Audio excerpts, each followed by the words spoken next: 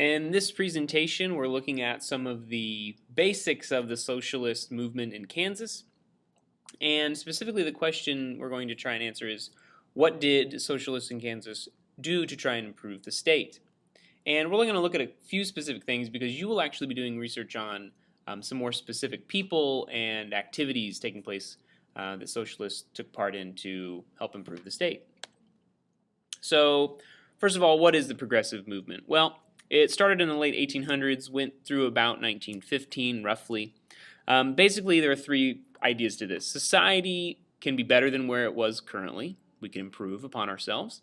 During the time, right, we had the rise of the Gilded Age, where these large businesses had a lot of power, and the idea was that everyone could become successful, but in all actuality, that wasn't necessarily true. The idea of capitalism and the self-made man, survival of the fittest, it just didn't work for everyone. A small portion of people got very wealthy off it.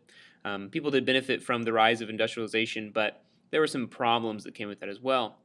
And those problems could not be solved by private businesses. People started to think that the government must actually step in and do something to fix some of these problems, like child labor, and some public health issues as well, including some just social issues, one dealing with alcohol and prohibition.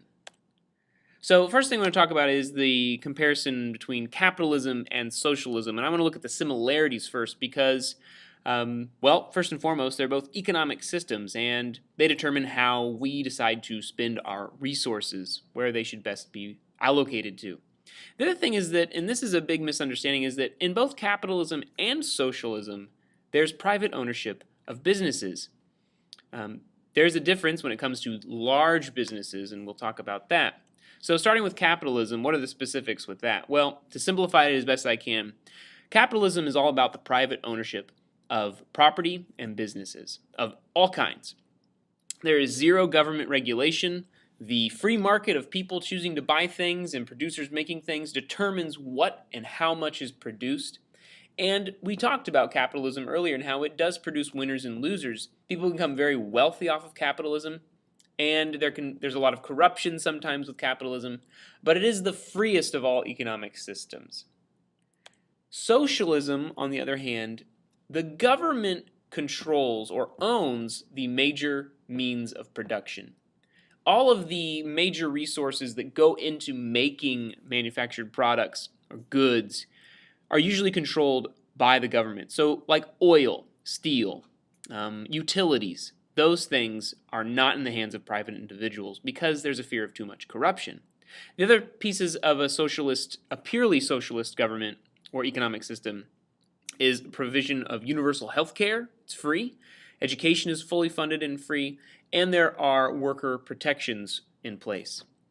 The other tenet, of course, of socialism is that instead of having wide breaks between the wealthy and the poor, socialist economies like to distribute the wealth from the rich to the poor to make people more equal. So what I really want you to understand, though, is that no society operates under one of these fully. We in the United States today are not a purely capitalistic free market society. We are a kind of somewhere in between in the spectrum of socialism and capitalism because we have protections for workers, right? We have Social Security that benefits people in retirement. We have public roads, right? So we have services that are provided. We have protections for children workers. There aren't really any total planned economies either. Communism, things you've heard of like Russia, right? None of those are really like that. They're somewhere on a spectrum here in the middle, and we fall more to the right on the spectrum towards capitalism. But essentially during this time is that people were questioning the power of capitalism and its function, and they didn't think it was meeting the needs of all people as some would say it would. So in Kansas, there are a couple things that take place. So the first one I want to talk about is the Appeal to Reason, which was a newspaper, a socialist newspaper published in Kansas, predominantly Girard, Kansas. At its height, it had 500,000 subscribers. It had many famous socialists that wrote for it, and its main purpose was to spread these progressive ideas. For example, a major book, The Jungle, was first published in the Appeal to Reason. The Jungle brought awareness to the public and the politicians that the meatpacking industry was not safe, and that there were terrible things put into meat that people were eating, and it brought attention to that and helped get regulations passed to make sure that the quality of meat was improved. So as time went on, this couple, Emmanuel and Marcette Heldeman Julius, socialists, they moved to Kansas and actually purchased the Appeal to Reason, and they developed what became known as the Little Blue Books series. And these were cheap books, 5 cents, 10 cents a piece. And what they did was they were, basically just paper. There was no like hardcover kind of thing, and they were mailed to people, and they could be bought out of vending machines. And they wanted to make knowledge accessible to everyone, not just the wealthy, but the poor as well. And they published over 6,000 different titles. Some of them are here, like the famous plays by Shakespeare, Julius Caesar, Macbeth. We even have Hamlet, right? So they had other things on here too, like how to budget, those kinds of things. So they just wanted to make knowledge accessible to all people. A famous Kansas socialist was Kate Richards O'Hare.